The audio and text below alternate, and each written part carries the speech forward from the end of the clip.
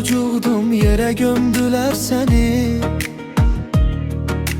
Hayata qanadsız attılar beni. Bax necə pozulub ömür gülşəni. Həyat sənsiz mənə zindandır ana.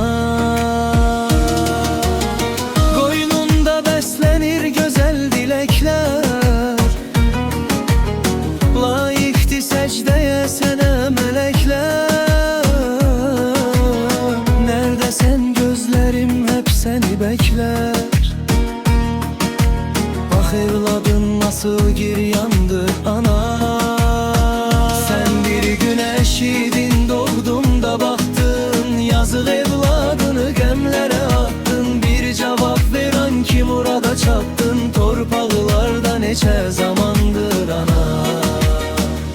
Bir ah çəksəm sənsiz qopmaz mı tufan? Əzizim anacan, gözüm anacan. Yumuq gözlərini aç da bir oyan. Şimdi zaman başka zamandır ana.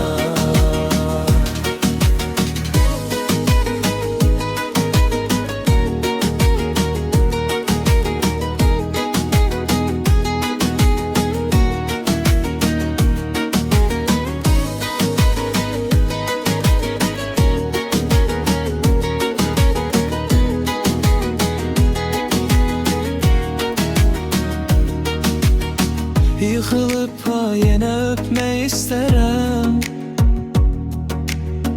Analıq mehrini görmək istərəm. Səni görmək üçün ölmək istərəm.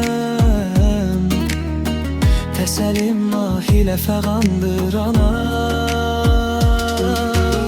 Qoynunda bəslənir gözəl diləklər, səcdəyə sənə mələklər. Nərdəsən gözlərim hep səni bəklər. Bax evladın nasıl giryandı ana.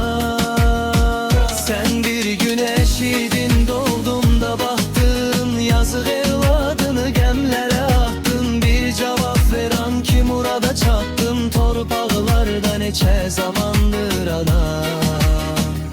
Bir ah çeksem sensiz kopmaz mı tufan? Əzizim anacan, gözüm anacan. Yumuq